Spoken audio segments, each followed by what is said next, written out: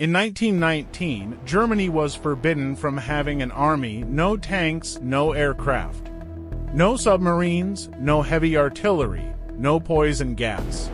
A military limited to 100,000 men. In a country of 60 million people. The victors of I thought they had solved the problem. They hadn't. Because within months of signing the peace treaty, German officers were already planning how to build the next war machine, in secret, in plain sight, and with the help of people no one expected. This is the story of how a defeated nation rebuilt its military from nothing, while the world watched and did nothing to stop it, and how the machine they built would become the most terrifying the world had ever seen. The Treaty of Versailles. June 1919, Germany signed it in the Hall of Mirrors, the same room where the German Empire had been proclaimed in 1871. The humiliation was deliberate. The terms were brutal. Germany lost 13% of its territory.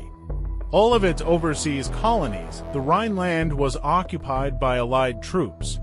The Saar coalfields handed to France. Alsace-Lorraine returned to France. The Polish corridor cut Germany in two. And then the military restrictions. Army. Maximum 100,000 men, no conscription, only volunteers.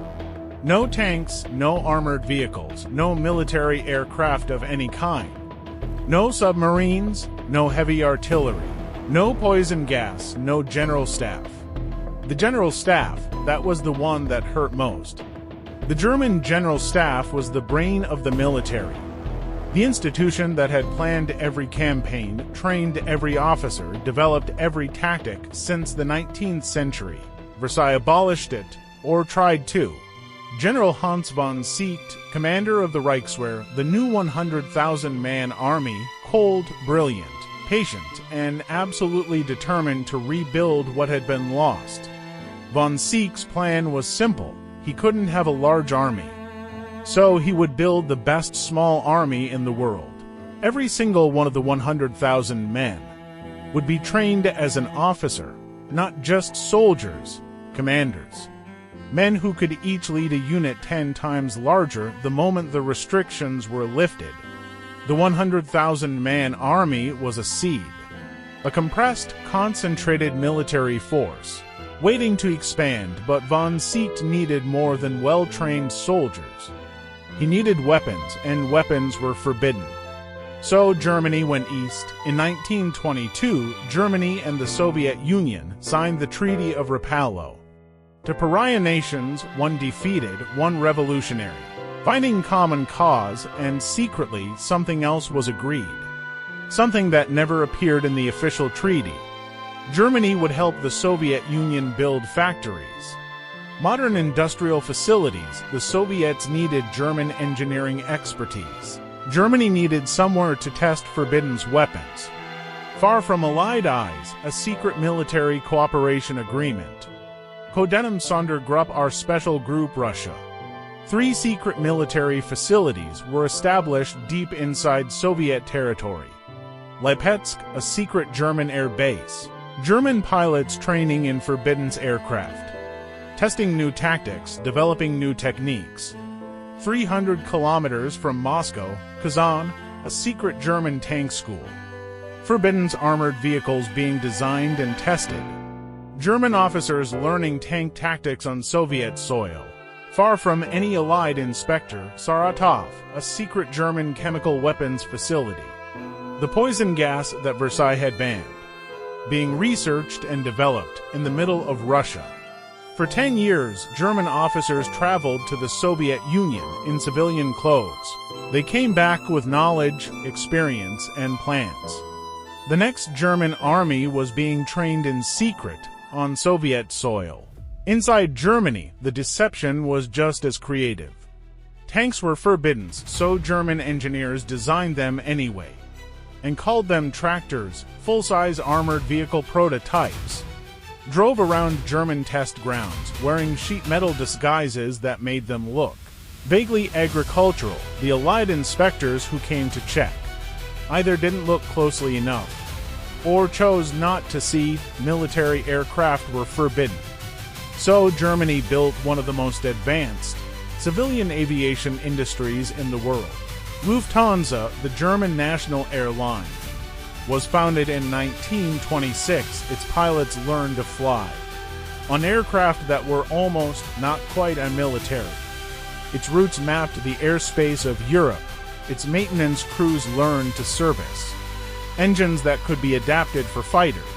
The German Glider Association trained thousands of young men in the basics of aviation: no engine, just the principles of flight. A generation of potential military pilots, building skills that Versailles couldn't technically ban. Submarines were forbidden. So Krupp set up a design office in the Netherlands.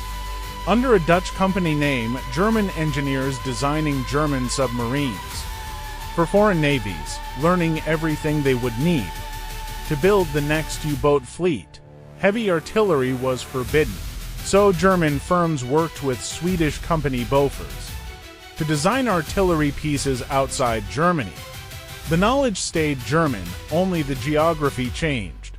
The Allied Control Commission was supposed to monitor all of this. 700 inspectors checking German compliance. They found some violations, they reported them. They were largely ignored. Britain and France had their own problems. Their economies were struggling, their populations were exhausted by war. Nobody wanted another conflict, so they looked away. While the military rebuilt in secret, Germany's democracy was collapsing in public. The Weimar Republic had been born in defeat. It had signed the humiliating peace. Its politicians were blamed for the stab in the back. It never had the legitimacy it needed to survive. Then came 1923. Hyperinflation, a wheelbarrow of cash to buy a loaf of bread. Savings wiped out overnight, middle-class families destroyed financially. A generation that had worked all their lives suddenly had nothing. Then 1929. The Great Depression hit Germany harder than almost anywhere else. 6 million unemployed, soup kitchens in Berlin. Families living in tents, the democratic center collapsing. As people turned to extremes, on the left, communists. On the right, a new movement, growing, angry. Organized, they had a name, the National Socialist German Workers' Party, the Nazis, and they had a leader who understood something that most politicians didn't. People in despair don't want policies. They want someone to blame and someone to follow. Adolf Hitler gave them both. January 30th, 1933. Adolf Hitler was appointed Chancellor of Germany. He didn't seize power, he was given it by politicians who thought they could control him. They were wrong. Within weeks, the Reichstag burned.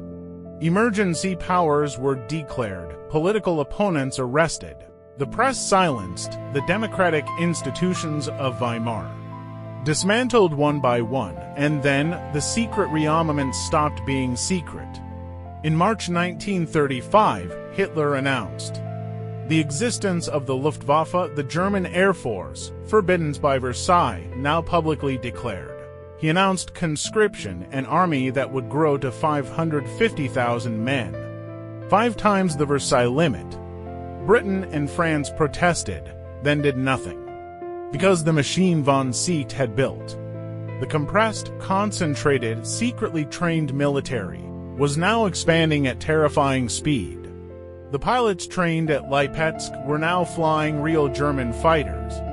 The tankers trained at Kazan were now commanding real German armored divisions. The artillery designed in Sweden was now rolling off German production lines. Everything that had been hidden was now in the open. And it was bigger, faster, and more advanced than anything the world had seen. The machine was ready. The man had it, and he had a plan for it. From Arminius hiding warriors in the Teutoburg forest, to Charlemagne building his empire one campaign at a time, to the Teutonic Knights carving a state from the Baltic wilderness, to the Landsknechts reinventing warfare with pike and fire, to Krupp forging steel into empire. Every generation of German military power had been built on patience, on preparation. On waiting for the right moment was coming.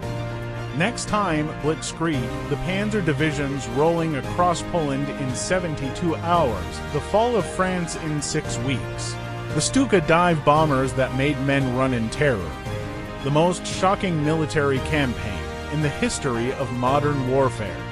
Episode 9, on Bloodlines of History. Subscribe because the waiting is over, the machine is moving.